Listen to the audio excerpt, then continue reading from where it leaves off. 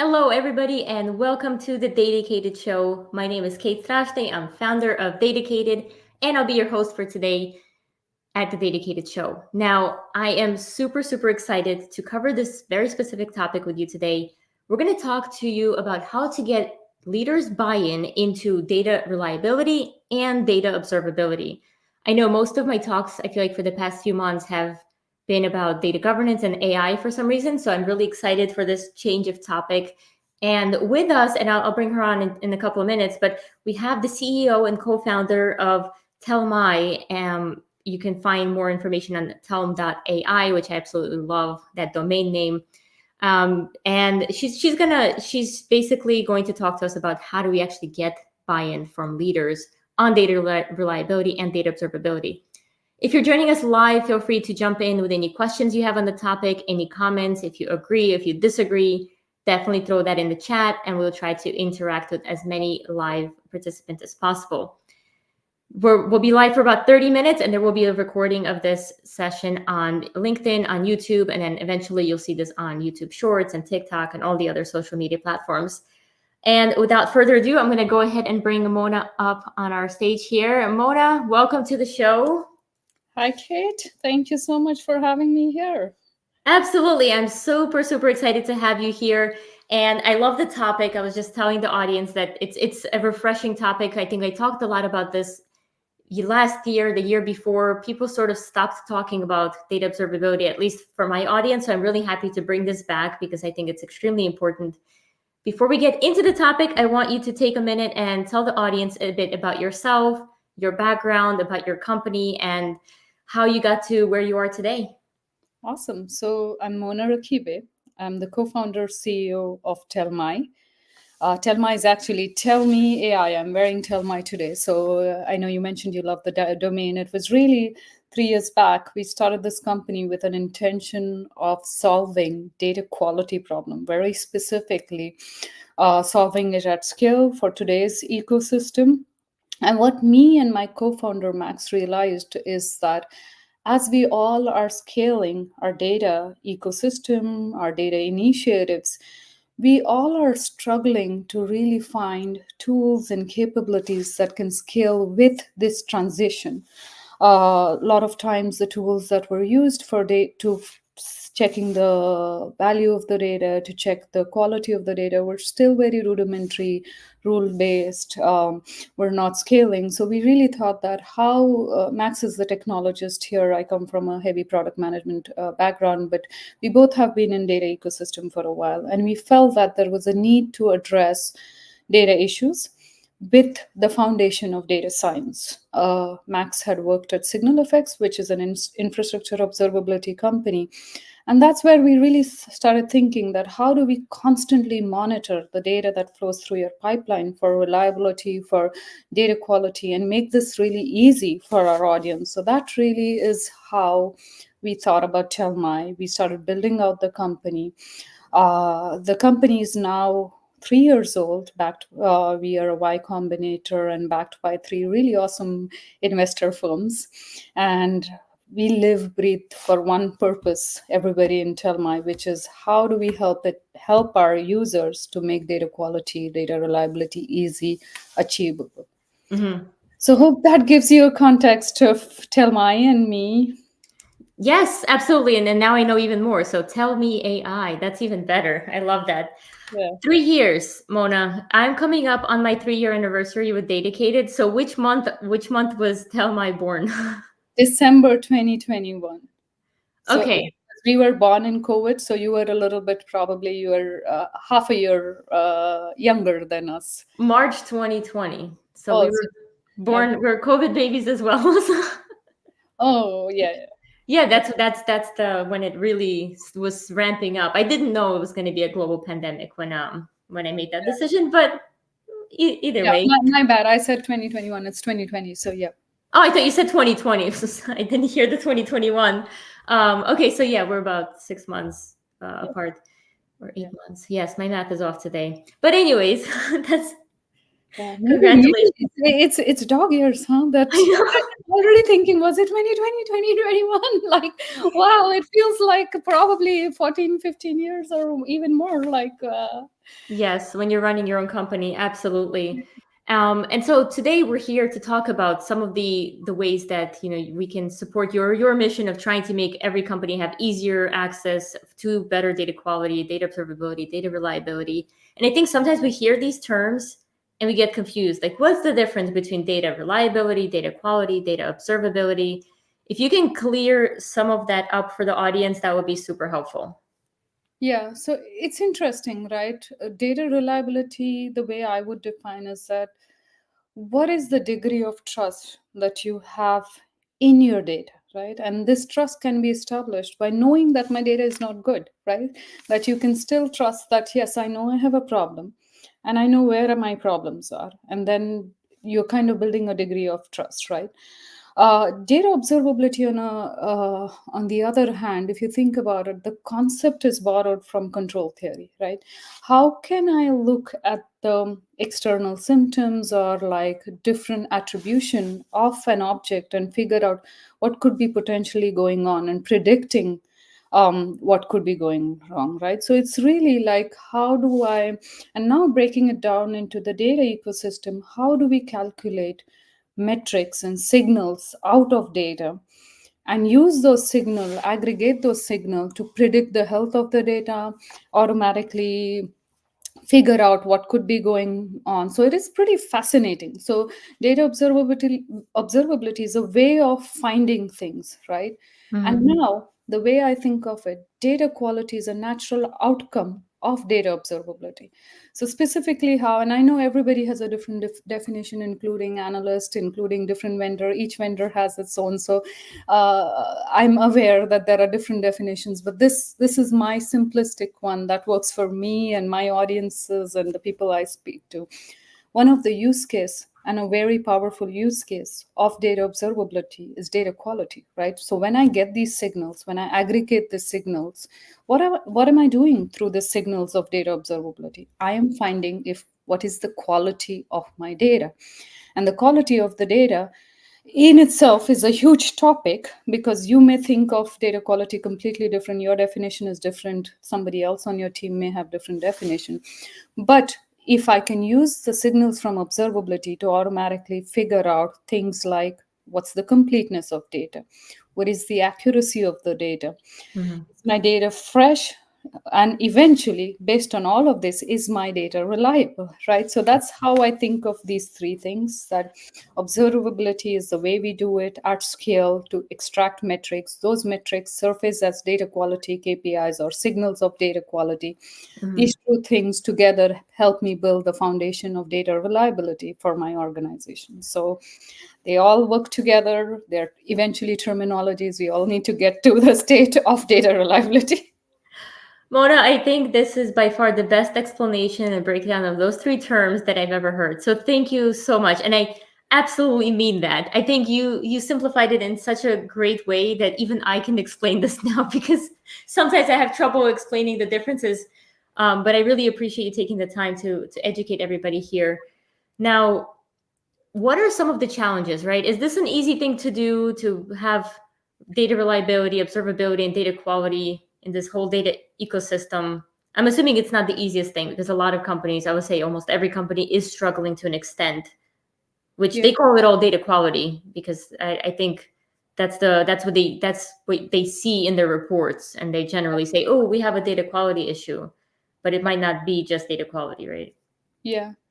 Yeah, I mean, this is a really great question, right? If it was easy, it would have been at least partially solved by now, right?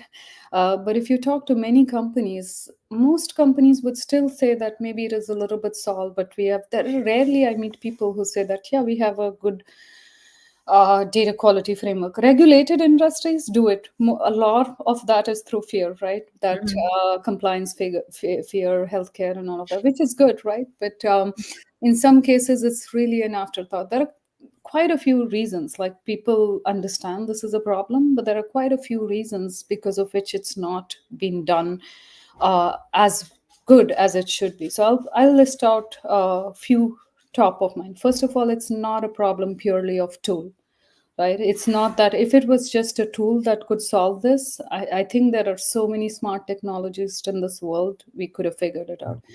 The nature of this problem is highly goes across tools, processes, right, within an organization. So and culture, right? Like it's a little bit distributed. Data quality is a highly distributed function, right? Especially if you have centralized data ecosystem, everybody interprets data quality different. The consumer of the data have a very different interpretation of that, and then there is, because of that, there is a little bit of a culture. Where the tools can help is really help decentralize this, right? As companies like Telmy, it's our job to make sure that the business teams and the teams that really understand this can actually collaborate on data quality and reliability without feeling the frictions, because they already have their own business KPIs. So that's one. So the thing first is a combination of people, process, and tools. The tools one, we are definitely, this ecosystem is growing so fast. I'm sure bunch of smart vendors here will solve the tool part. The people process is a little bit harder. Yeah. The other thing is the skill, right? I've been in the data ecosystem for long enough. From the Oracle days, data was structured, data was simple, the Mhm. ecosystem was very tight. Now we all want to do so much out of our data. We want to do machine learning, generative AI, we want to do analytics, real-time analytics, we want to sell data, monetize data. We are hungry for data, first party, second party, third party data, our own data. We are buying data, we want more data. The velocity, volume, scale, all of that is increasing. Yeah. Now, that even the tools and techniques that were available 5 years back, 10 years back, are absolutely out of, like, they cannot work with the scale, and the scale is going to grow. So, there is a problem of the three pillars of people, process, tools. Even within the tools, there is a lot of challenges. People think that this is easy to solve. They start building homegrown system. They start writing Spark jobs. They start writing validation rules and stuff. And then they are like, how will this scale for my heterogeneous data system? So there are that. And the last and most exciting one is that I have rarely will somebody wake up in the morning at a leadership level and say, I want to do data quality. I And do that every day, Mona. That's that makes my me alarm. Data quality. Data quality. awesome, awesome. Then we really need to go. We are going to be best friends then, right? But really, it's never what a company's thinking. What is keeping you awake in the night as a founder of your stuff, right? How do I grow my business? How do I grow my business at low cost? Yes. And those are the KPIs leadership is focusing about. So how do we tie data quality to those things, right? Because it often becomes a back burner thing, and that's where probably how do we get people to buy into it if we cannot map it back to your business KPIs? Right. So the issue here is not the lack of tools, processes, technologies, or maybe even skills in some cases, right? Sometimes you might have the collection and everything is working together, but you just don't have the leadership buy-in to allow you to buy the tools or upskill your team. So how do we actually get buy-in? I know you mentioned tie this into things that they actually care about, but what does that look like in real life? If you have maybe a use case or example that you can share, that would be Yeah. helpful.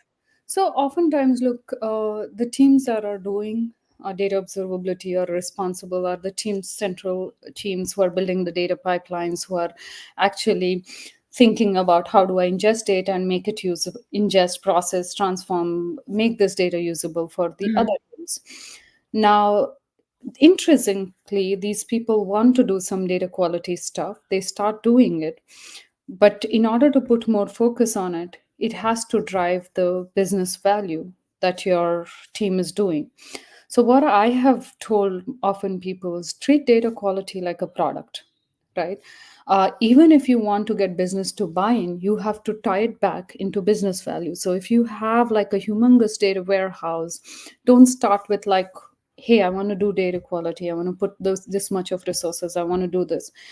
use your product. And as I told you, my background is product management. I always think, what is my minimum lovable product or minimum viable product? Right. In which case, your business, your leadership is looking for ROI, immediate ROI, right? So if you are able to kind of take your data quality as a product thinking, be that change maker, tie it back into some business value. These are the reports, these are the models that have a very high sensitivity towards data quality.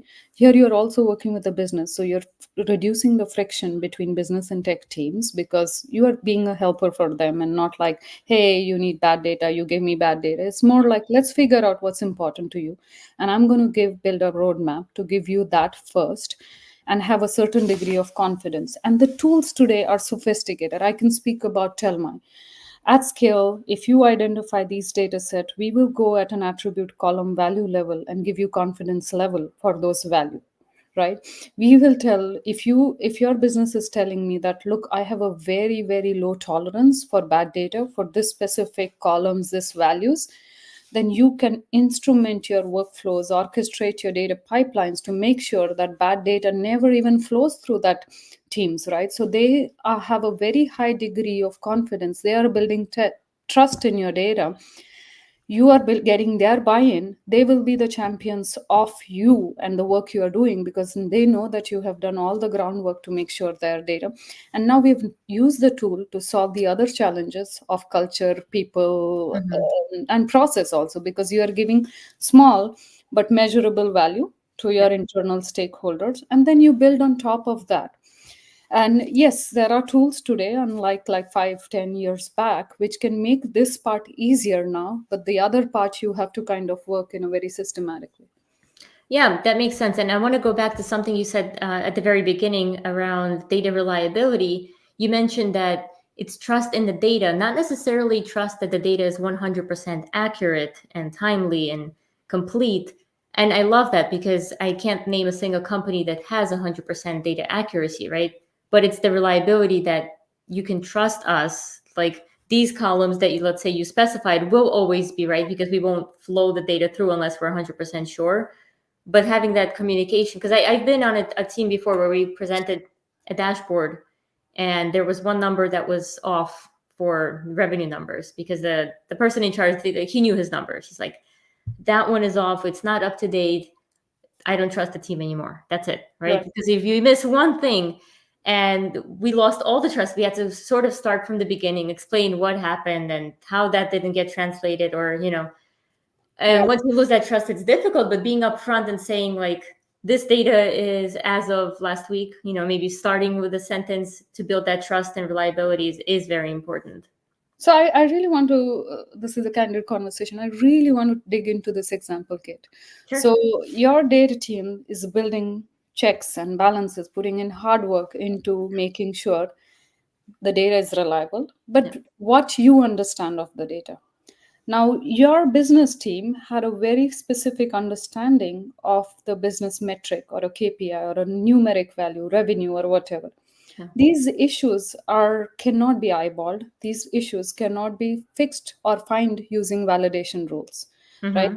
This is the power of an observability tool, because what happens is, in an observability tool, specifically machine learning driven, let's say we have been observing this data set.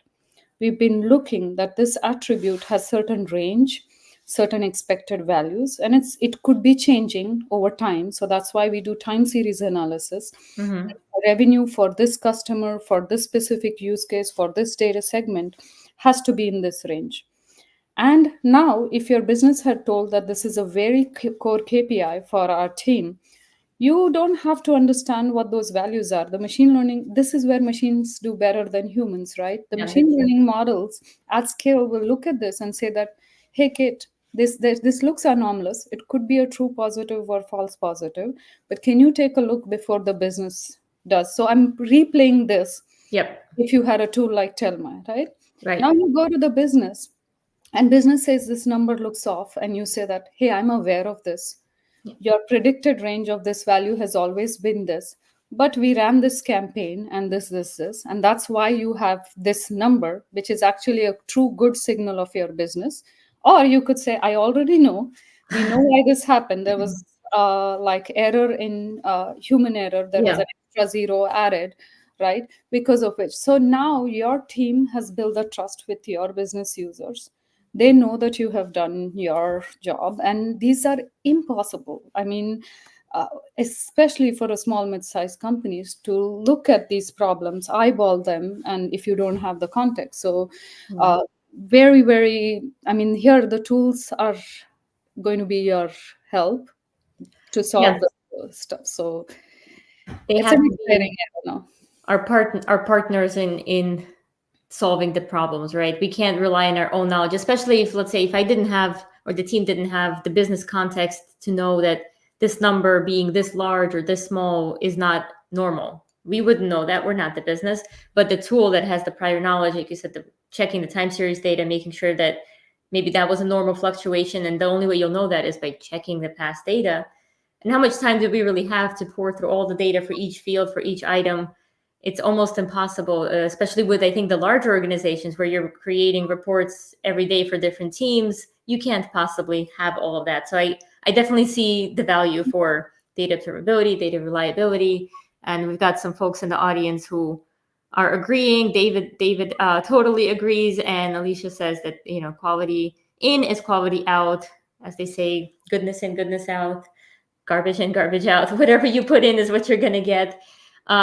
And you mentioned the company sizes. I actually wanted to ask, do you think that data observability and reliability is for the mid to larger organizations, or do you think small companies can utilize Telmai as well? Small companies can utilize Telmai too, but Okay. be very cautious of like how you use it, right? And a lot of times, like look at your use case, look at your scale, look at. I can tell you the urgency is usually with a larger company. They have met with certain, and large. I don't mean by enterprise size of employees. It's really the use case of data, right? The challenges really come is that when you hit a certain scale and which you cannot like manually check data, you have these type of business metric anomalies and other things. There is never a time or size. It's hygiene, right? Data Yeah. quality is hygiene. So there is never like, oh, should I start doing it at this age, that age? The problem, like we get more and more health aware as we grow older because we know now it's needed, but it's always important aspect, right? So I do feel that the realization is a little bit more when the company grows to a certain scale, and even more if you hit a problem which is not uncommon, which hits business, and then you're like, we should have done this like yesterday, right? Yes. So preemptively, I think everybody should do it, small or large company. The problem gets a little bit bigger and more recognized as a team. And I've also noticed that, especially if you have a very heterogeneous data system, large companies have data from some of the enterprises I've spoken to have hundreds of years of data, like all over the place, different systems, more data sources than the employees. So those companies are definitely trying to do, how do we do metric comparison across our source system, destination, legacy versus. So it's definitely an urgency trigger there, Hmm. because it's stopping them from monetizing their data, going like modernizing their data ecosystem and so on. Okay. Yeah. Thanks for explaining that. I wanted to actually shift over to a conversation of data types, right? You mentioned that data, we're getting more scale, the variety. And in terms of variety, we're also getting an influx of unstructured data now, thanks to the advancements in AI, Gen AI. We can now collect more, process more. Do you think that your company and maybe others in the data observability space are prepared for that type of unstructured data? And are you able to do similar monitoring and get those signals for unstructured data? Yes, Telma specifically today addresses structured and semi-structured data. Okay. So I'll speak on behalf of Telma, and by semi-structured I mean like nested JSON objects, like high degree of arrays and all of that. Raw data, like which is flat files, CSV stored in any type. We support streaming data and all of them. Unstructured data is something that we would eventually venture, but for now, a lot of Telma is all about focus, right? Like, so we are trying to kind of keep ourselves focused on a few areas right now from product strategy perspective. But I do foresee that this is, and honestly speaking, Kate, there are companies there. I have met quite a few who are absolutely, their strength is unstructured data. Mm-hmm. They're really looking at unstructured data, finding data quality issues on unstructured data. So there are vendors who are very specialized in this, and I'm not. We are not one of them. Mm-hmm. Be honest about that. So we Yeah, are. no, it's good. Good to be focused, right? Like you can't do it all at once. I know it's something that people are starting to think about, and I know it's not as major right now. I think people are still trying to fix their structured. So they Yeah. probably need to focus on their own structured data before they start reaching out for their unstructured as well. And semi-structures, honestly, even in the data ecosystem, not many vendors are today solving for non-queryable data, right? The Mhm. data that's in your S3 buckets, GCS, because when you talk about data quality, my key philosophy, and that goes across Telma, is that we want to shift data quality to left, Mhm. closest to the source, because the cost of remediation, root cause analysis exponentially increases as the data flows close to the consumer. Right. With that said, if we have to be true to that value driver of Telma, that means we have to support different source systems, right?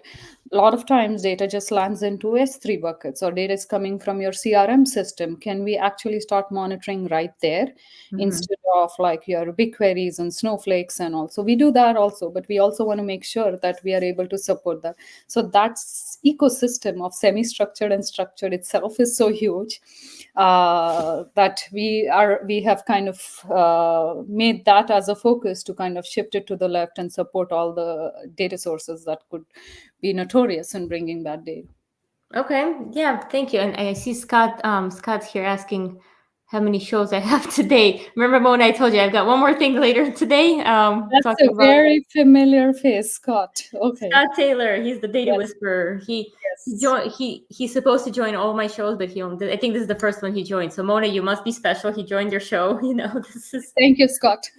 We're almost wrapping up though, Scott. But thanks. One question I wanted to ask is, where are we going to be, let's say 2 years from now? Things are changing so fast, I can't even ask you 5, 10 years from now.